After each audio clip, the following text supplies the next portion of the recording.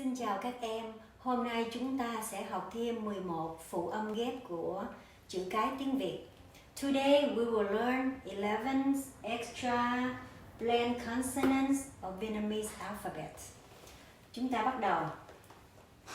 Phờ, chờ, trờ, quờ, giờ, thờ, khờ, ngờ, ngờ, nhờ, gờ.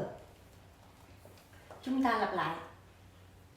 Phờ, chờ, trờ, quờ, giờ, thờ, khờ, ngờ, ngờ, nhờ, gờ. Chữ này và chữ này phát âm giống nhau, ngờ, ngờ. Vậy là chúng ta vừa học xong 11 chữ ghép của tiếng Việt.